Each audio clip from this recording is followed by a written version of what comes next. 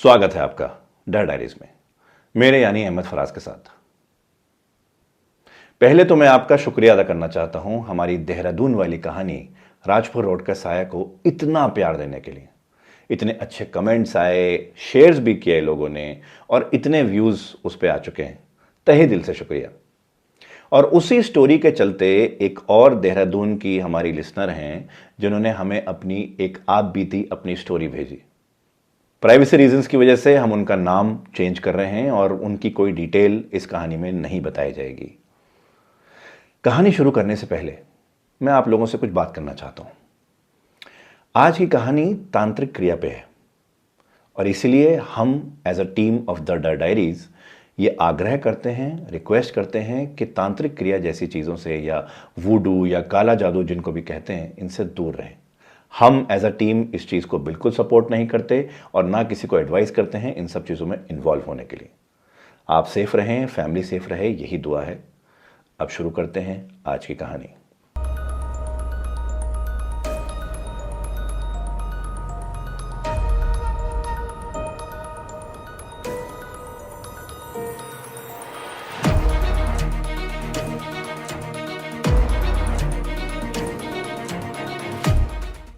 यह कहानी है 2017 की। प्रिया, उनके भाई पीयूष और मम्मी पापा जो देहरादून के रहने वाले हैं, देहरादून में एक घर में रहा करते थे। लेकिन उस टाइम प्रिया के फादर चक्राता में जॉब किया करते थे। चक्राता में एक बड़ा हॉस्पिटल था जिसके वो रेजिडेंट डॉक्टर थे, इसलिए वहीं रहना पड़ता था उनको। 2-3 महीने में एक बार देहरादून आया करते थे फैमिली के साथ कुछ 7-8 दिन बिताने। यही एक सिलसिला था जो उनकी फैमिली में चल रहा था। मई 2017 प्रिया के फादर चक्राता से देहरादून आते हैं कुछ दिन बिताने के लिए। उनको आए हुए अभी 1 आध दिन ही हुआ है और अचानक उनकी तबीयत खराब हो जाती है। प्रिया के फादर जो एक खुद डॉक्टर हैं, एक हेल्दी डॉक्टर हैं और सबको हेल्दी रखने की एडवाइस देते हैं, कोई भी ऐसी चीज़ नहीं करते ना खाते जिससे जो अनहेल्दी हो, फिर भी उनकी तबीयत एकदम से बहुत बिगड़ती है। उनका बीपी एकदम से शूट अप करता है। इनको लगता है कि शायद हार्ट अटैक आ रहा है क्योंकि पसीने आ रहे होते हैं, सांस फूल रहा होता है। पूरी फैमिली उनको हॉस्पिटल लेके जाती है। हॉस्पिटल में डॉक्टर उनको देखता है, बोलता है कि बीपी बहुत एकदम से शूट अप हो गया था और अगर थोड़ी देर और या थोड़ा और बीपी शूट अप होता तो दिमाग की नस भी फट सकती थी ब्रेन हैमरेज की वजह से। तो टाइम पर उनका इलाज शुरू हुआ। जब वहाँ पहुँचे तो उनका जो प्रोटोकॉल था, जो चीज़ें होनी थी वो हुई। उसके बाद उनको दवाई दे के, मेडिसिन दे के वापस घर भेज दिया गया। वो घर आ गए, लेकिन घर आने के बाद उनका बीपी तो स्टेबल था, लेकिन अब उनकी अलग तरीके से तबीयत खराब होने लगी थी। जिस रात वो वापस आए थे उसी रात बीच रात में एकदम से उठ के बैठ गए चिल्लाते हुए। जब उनकी चिल्लाना सुना सबने, सबके सब इकट्ठे हुए, पूछा क्या हुआ, तो उन्होंने बताया कि उन्होंने एक सपना देखा, बहुत डरावना सपना। उस सपने में उन्होंने एक बहुत लंबी औरत को देखा, शायद साड़ी पहन रखी थी और बहुत लंबे बाल थे। उस औरत का चेहरा उनको याद नहीं है, लेकिन इतना एहसास है कि वो चेहरा कुछ डरावना सा था और इनकी तरफ बड़ी गुस्से से देख रही थी, जैसे इनको नुकसान पहुंचाना चाहती है। और उसी वक्त इनकी आंख खुल गई। सबको लगा शायद सपना होगा, इसलिए नाइटमेयर आ जाते हैं तबीयत खराब में, शायद उनको किसी तरह कंट्रोल करके सुला दिया।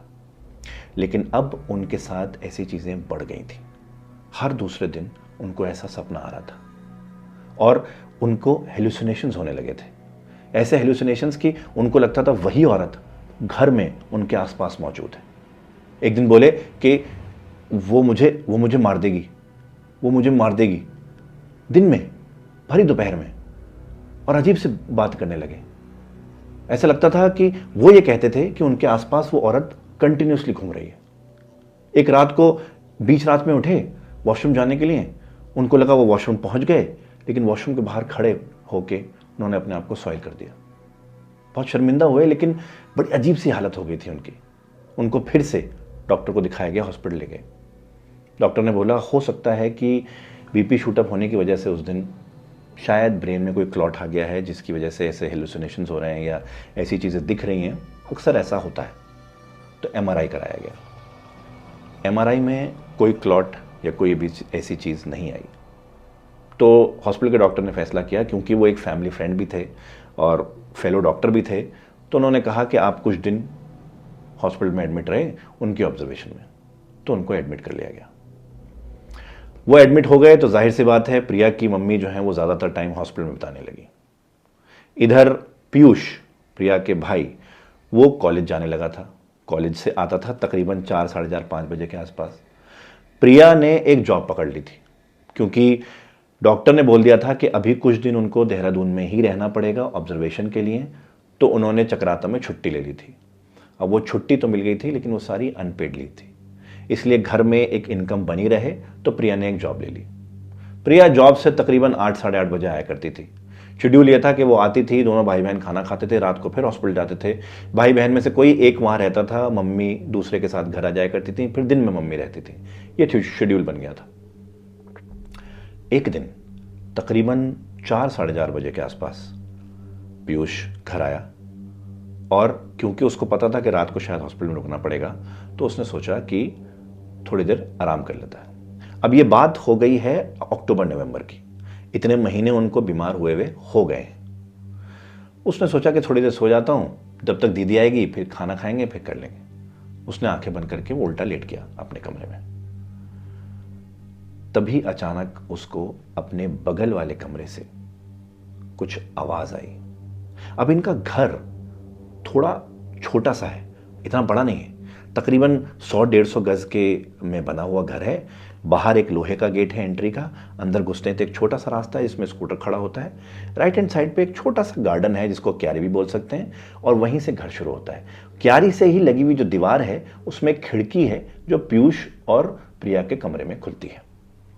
पीयूष वहां सो रहा है बेड पे, उसको बगल वाले कमरे से, जो कि बिल्कुल लगा हुआ कमरा है, जो कि मम्मी पापा का कमरा है, उसमें से कुछ आवाज़ आ रही है। जब वो गौर से सुनता है तो आवाज़ ऐसी है जैसे कोई लंबे बालों में हेयर ब्रश से कंघी कर रहा हो।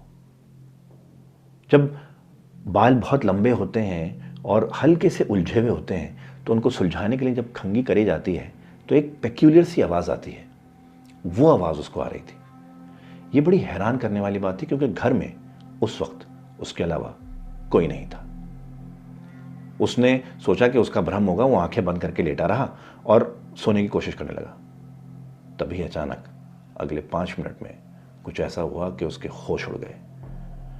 जिस बेड पर वो लेटा हुआ था उसकी चारों तरफ उसको किसी के नंगे पांव फर्श पर चलने की आवाज आने लगी, और आवाज भी तेज तेज, थप थप थप थप थप थप थप थप थप थप।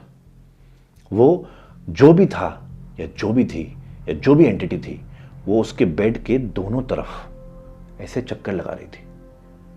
पीयूष आंखें बंद करके लेटा रहा और आहिस्ता से अपनी चादर लेके अपने सर पे डाल ली, अपना सर भी छुपा लिया। उसको लगा वो आंखें खोलेगा, वो कुछ अजीब सी चीज देखेगा तो और डर जाएगा।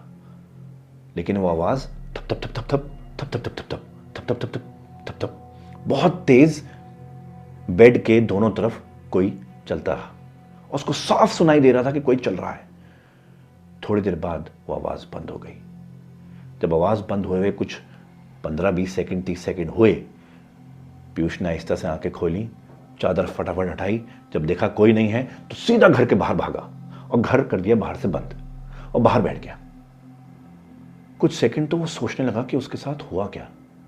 घर में कोई नहीं है तो उसके बेड के आसपास कौन चल रहा है, वो भी नंगे पांव, और कौन था जो मम्मी पापा के कमरे में बाल बना रहा था या बना रही थी। ये सब सोच के उसके हाथ पैर कांपने लगे। उसने सोचा वो अब घर के अंदर नहीं जाएगा जब तक दीदी नहीं आ जाएगी। वो घर के अंदर नहीं जा सकता, चाहे दीदी 8 बजे आए चाहे 9 बजे आए, वो घर के अंदर नहीं जा सकता। तो वो गली में टहलने लगा, गली के दोस्तों से मिलने लगा, कभी किसी दुकान पे चला गया, कभी कहीं बैठ गया, लेकिन घर के अंदर वो नहीं गया।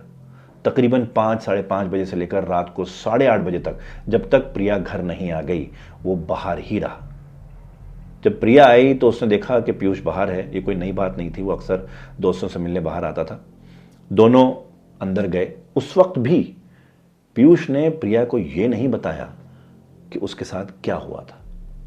अब बताया क्यों नहीं? क्योंकि उस वक्त लगा कि मैं दीदी को बताऊंगा तो ऐसा ना हो कि दीदी कहे कि क्या बच्चों जैसी बातें कर रहा है, इस बात पे कौन यकीन करेगा? एकदम से कोई यकीन नहीं करेगा जिसके साथ हुआ ना हो। और फिर बच्चा बड़ा हो रहा था, मर्द बन रहा था, उसको लगा ये छोटी मोटी चीज़ें मैं खुद हैंडल कर लूँगा। नहीं बताया उसने। दोनों भाई बहन ने खाना बनाया, खाना वाना खाया और अपने कमरे में बेड पे आके बैठ के थोड़ी देर बातें करने लगे। सोचा कि थोड़ी देर बाद जाएंगे हॉस्पिटल, माँ को रिलीव करेंगे। इसी बीच बाहर शुरू हो गई बारिश, बहुत तेज़ बारिश। अक्टूबर नवंबर का वक्त था तो बारिश कभी भी हो जाया करती थी। दोनों बातें ही कर रहे हैं कि अचानक प्रिया को, जिस बेड पे बैठे हैं, बेड के बिल्कुल बगल में वो दीवार है जिस पे वो खिड़की है, वहीं से एक अजीब सी स्मेल आने लगी। स्मेल भी ऐसी जैसी दारू, देसी दारू सड़ गई हो और सड़ गई हो और फर्मेंट हो गई हो, वैसी बदबू इतनी एकदम से बढ़ गई कि उन दोनों से बर्दाश्त नहीं हुई। दोनों ने अपने मुंह पे हाथ रख लिया। निकला ये बाहर से कैसी स्मेल आ रही है। दोनों ने फैसला किया कि बाहर जाके देखेंगे किस तरह की स्मेल है। हो सकता है कोई शराबी हो जिसने बोतल रख दी हो, वहां से हटानी पड़ेगी, जो भी होगा। दोनों बाहर गए, उसी खिड़की के पास खड़े रहे, लेकिन बाहर कोई बदबू नहीं थी, इतनी सी भी नहीं। दोनों को छतरी लेके जाना पड़ा था, बारिश बहुत तेज हो रही थी और अक्सर ऐसी बारिश में ऐसी स्मेल या तो धुल जाया करती थी या दब जाया करती हैं। फिर भी अंदर स्मेल आ रही थी। बाहर जहां दोनों खड़े थे, बिल्कुल खिड़की के पास, वहां कोई स्मेल नहीं थी। फिर दोनों अंदर आए। हो सकता है उनको लगा कि थोड़ी देर के लिए एक झोंका आया हो किसी बदबू का और वो चली गई हो, लेकिन जब वो अंदर आके फिर से उस खिड़की के पास पहुंचे तो वो बदबू और बढ़ गई थी, और ज्यादा बढ़ गई थी। ये बड़ी अजीब बात थी। अंदर खड़े होकर ऐसा लग रहा है कि बाहर से बदबू आ रही है, बाहर जा रहे हैं तो बदबू नहीं है।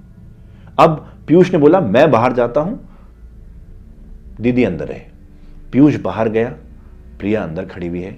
दोनों खिड़की के दो तरफ खड़े हुए हैं। पीयूष को बदबू नहीं आ रही, प्रिया को यह बदबू और आ रही है और बदबू बढ़ती चली जा रही है। प्रिया ने फटाफट खिड़की बंद करी, बाहर निकली, गेट बंद किया और पीयूष से बोली हॉस्पिटल जाते हैं, सीधा मां से मिलेंगे, अभी इस घर में नहीं रहते। ये सुनने के बाद पीयूष ने फाइनली प्रिया को वो बताया तो उस दिन उसके साथ हुआ था। वो बेडरूम में किसी का चलना और बालों में किसी का कंघी करना। ये पूरा किस्सा प्रिया को बताया। प्रिया ने जब ये सुना तो उसके हाथ पैर कांप गए थे। एक मिनट उसको लगा कि वो माँ को बता दे, पापा को बता दे, लेकिन कैसे? पापा की तबीयत ठीक नहीं है, माँ का सारा ध्यान पापा पर टिका हुआ है कि वो ठीक हो जाएं, कैसे और परेशान कर दे? नहीं कर सकते। तो रास्ते में डिसाइड किया दोनों भाई बहनों ने कि किसी भी हालत में माँ को ये बात नहीं पता लगनी चाहिए, और उन्होंने नहीं बताई। खैर, अब कुछ दिन उनको एडमिट हुए हुए हो गए थे प्रिया के फादर को, और हॉस्पिटल का बिल बढ़ता जा रहा था। तो वहाँ के जो उनके रेजिडेंट डॉक्टर थे, जो इनके फ्रेंड भी थे प्रिया के फादर के, उनसे डिस्कस करके ये डिसाइड हुआ कि उनको डिस्चार्ज करके घर ले जाएंगे। प्रिया के फादर घर पे रहेंगे और ये जो डॉक्टर फ्रेंड हैं ये टाइम टू टाइम घर आके उनको ऑब्जर्व करेंगे, उनको देखेंगे क्या चल रहा है और मेडिकेशन प्रॉपर्ली होती रहेगी। उनको डिस्चार्ज कराया और घर आ गए। हॉस्पिटल में उनकी तबीयत थोड़ी बेहतर होनी शुरू हुई थी, लेकिन जब वो घर आए तो उनकी तबीयत और ख़राब होने लगी। जिस दिन वो घर आए थे उसी रात को अचानक से फिर से उठ के बैठ गए और ज़ोर से चिल्लाने लगे, वो मुझे मार देगी, वो मुझे मार देगी, वो मुझे मार देगी। ये एपिसोड बड़ा अजीब था। और जब वो घर में होते थे तो बाकी इंसिडेंट भी शुरू हो गए थे। अजीब अजीब एक्टिविटीज शुरू हो गई थी पूरे घर में। कभी उनके कमरे की खिड़की अचानक खुल जाती थी और अचानक बंद हो जाती थी। कभी उनके कमरे का दरवाजा अचानक खुलता था, अचानक बंद हो जाता था। कभी पीयूष के कमरे में पीयूष सो रहा है, उसको थप्पड़ मारा और किसी ने उठा दिया। इस बीच उनकी तबीयत इन सब चीज़ों के देखते देखते, इन सब चीज़ों के होते होते और बिगड़ने लगी थी।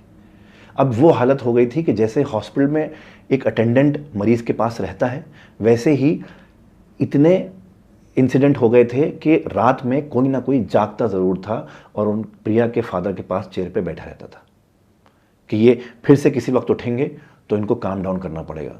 हर 2 घंटे में बीपी चेक करना होता था कि बीपी एकदम से शूट अप ना हो जाए, ब्रेन हैमरेज ना हो जाए। बीपी की दवाई देनी होती थी, मेडिकेशन हर 2-3 घंटे में उनको देनी होती थी। इसलिए कोई ना कोई उनके साथ दिन में भी और रात में भी कोई ना कोई होता ज़रूर था। एक रात प्रिया ऐसे ही कुर्सी पर बैठकर अपने फादर के पास अटेंडेंट का काम कर रही थी और मदर और भाई जो हैं वो दूसरे कमरे में सो रहे थे कि अचानक उस बेडरूम का दरवाज़ा पहले हल्का सा खुला और फिर अचानक थप करके बंद कर दिया किसी ने, जैसे किसी ने बहुत ज़ोर से बंद किया हो। और फिर बाहर से हॉल में वही किसी के फर्श पे नंगे पांव चलने की आवाज़, थप थप थप थप थप, और बहुत तेज कोई वहां से भागा हो जैसे। प्रिया एकदम से उठ के गई, दरवाजा खोल के देखा बाहर कौन है, कोई नहीं है। बगल वाले कमरे में देखा तो पीयूष भी सो रहा है और मां भी सो रही है। किसी को कोई आवाज भी नहीं आई और कोई उठा भी नहीं। बहुत अजीब बात थी ये। उसके अगले दिन से तो इंसिडेंट और बढ़ गए। कभी किचन के बर्तन गिरने लगे, कभी पीयूष चल रहा था घर में, पीछे से कोई धक्का दे देता था, कभी कुछ और कभी कुछ और। हर वक्त ये चीजें होने लगी। ऐसी ऐसी कि फ्रिज में खाना सड़ जाता था, वो भी सिर्फ 1 दिन पुराना। 1 दिन पहले फ्रिज में रखा, सर्दियों में फ्रिज में रखा गया खाना इतना कैसे सड़ सकता है कि उस पर फंगस लग जाए, वो भी 1 दिन में। ये बहुत अजीब इंसिडेंट होने लगे थे। और धीरे धीरे इनके फादर की तबीयत इतनी खराब हो गई इन इंसिडेंट्स के बीच, इस सब चीज़ें के बीच, कि अर्ली 2018 में उनका देहांत हो गया। वो चल बसे। ये पूरी फैमिली के लिए बहुत बड़ा झटका था। कोई भी इस झटके से उभर नहीं पा रहा था ढंग से। एक इंसान जो कुछ महीने पहले, तकरीबन 8-9 महीने पहले एकदम फिट था, चक्राता से घर आया था बिल्कुल फिट, वो कुछ ही महीनों में इतना डिटेरियोरेट हो गई उसकी हेल्थ कि उनकी डेथ हो गई। ये कोई समझ नहीं पा रहा था। इतने महीने तक प्रिया की मदर का सारा ध्यान प्रिया के फादर पे था। अब जब वो नहीं रहे थे तो ये सिर्फ 3 बचे थे। अब प्रिया की मदर ने भी, जब ये इंसिडेंट्स इतने ज़्यादा बढ़ गए, तो बच्चों से बैठ के बात करी कि इनका क्या किया जाए। तब प्रिया और पीयूष ने सारे इंसिडेंट जो उनके साथ हुए हैं सब माँ को बताए। उस वक्त प्रिया की मदर ने डिसाइड किया कि ये अब उस स्टेज पे नहीं है कि खुद हैंडल किया जाए, किसी एक्सपर्ट को किसी से बात करनी पड़ेगी। तो प्रिया की मदर के जानने वालों में किसी ने एक आंटी के बारे में बताया जो पास में ही कहीं रहा करती थी, जिनको सिद्धि प्राप्त थी। वो एस्ट्रोलॉजर भी थी और पामिस्ट्री भी करती थी, और कहते हैं कि उनको एक ऐसी सिद्धि प्राप्त थी कि वो कुछ मंत्र पढ़ के, कुछ आपसे बातें करके बता दिया करती थी कि क्या प्रॉब्लम है। तीनों अपॉइंटमेंट लेके उनके पास गए और शुरू से लेकर आखिर तक सारे इंसिडेंट्स, सब चीज़ें, तबीयत ख़राब होना, घर में वो चीज़ें होना, सब कुछ बताया उनको। उसके बाद उन आंटी ने प्रिया, पीयूष और प्रिया की मदर तीनों के सर पे एक एक करके हाथ रख के कुछ पढ़ा, आंखें बंद करके। उसके बाद वो बैठी उनके साथ, और फिर जो उन्होंने बताया वो सुनकर तीनों के होश उड़ गए थे। उन्होंने बताया कि किसी ने उनके ऊपर, उनके घर पे कुछ अजीब सा तांत्रिक क्रिया करा रखी है। तांत्रिक क्रिया भी वो जो शमशान से राख लाकर किसी ने करवाई है, और राख भी ऐसे इंसान की या ऐसी औरत की जो खुद मरने से पहले तांत्रिक क्रिया करा करती थी। ऐसी औरत को जलाने के बाद जो उसकी राख बची, उस राख पे जादू किया गया, उस राख पे तांत्रिक क्रिया की गई, और वो फिर या तो खाने में मिला के या पानी में मिला के पूरे परिवार को दिया गया है। ये बात सुनकर तीनों बहुत चक्के से रह गए थे कि कोई उनके साथ ऐसा क्यों करेगा। और यही सवाल प्रिया की मदर ने वो किया कि क्यों, हमारे साथ कोई ऐसा क्यों करेगा। फिर उन्होंने बताया कि ये करवाने वाला कोई ना कोई आसपास का कोई ऐसा क्लोज रिलेटिव है जो शायद इस परिवार को नुकसान पहुंचाना चाहता था, शायद किसी जायदाद के चक्कर में या किसी प्रॉपर्टी के चक्कर में या किसी के चक्कर में। तब जाके प्रिया की मदर को याद आया कि जिस घर में ये लोग रहते हैं, जिस घर में ये सब हो रहा है, वो घर प्रिया के दादाजी ने बनवाया था, और इनके कुछ 2 क्लोज रिलेटिव्स ऐसे हैं जो इस घर को बेचकर अपना हिस्सा बहुत महीनों से प्रिया के फादर से मांग रहे थे, और प्रिया के फादर ने साफ मना कर दिया था कि ये घर नहीं बिकेगा। शायद ये उनका कराया हुआ था, लेकिन कोई कंफर्म नहीं कह सकता। आज भी प्रिया अब पंजाब में रहती हैं, अपने हस्बैंड के साथ उनकी शादी हो चुकी है। पीयूष की भी शादी हो चुकी है। पीयूष अपनी वाइफ और मदर के साथ आज भी उसी घर में रहते हैं, क्योंकि उस दिन के बाद से, जब से उन्होंने आंटी ने बताया था, घर में हर हफ्ते एक हवन, एक पूजा कराई जाती है ताकि इन सब चीज़ों को दूर रखा जा सके। इसीलिए शायद वो आज भी उस घर में रह रहे हैं। लेकिन आज भी कभी कभी इंसिडेंट्स होते हैं उस घर में, लेकिन वो घर छोड़कर नहीं गए। ये कहानी थी प्रिया की, पीयूष की और उनके मम्मी पापा की देहरादून से। आप सुन रहे थे डर डायरीज, मेरे यानी अहमद फराज के साथ। अगर ये कहानी आपको पसंद आई है तो आप इसको लाइक ज़रूर करें, शेयर ज़रूर करें और कमेंट करना ना भूलें, और हमारे चैनल को सब्सक्राइब करना ना भूलें ऐसी और कहानियों के लिए। और अगर आप चाहते हैं कि आपके पास भी कोई ऐसी कहानी हो जो हम आप तक, दूसरों तक पहुंचाएं, तो नीचे दिए गए ईमेल एड्रेस पर अपनी कहानी हमें ज़रूर भेजें। और हमें इंस्टाग्राम पे भी ज़रूर फॉलो करें @the डर डायरीज ऑन इंस्टाग्राम। तब तक के लिए सुनते रहिए डर डायरीज, मेरे यानी अहमद फराज के साथ।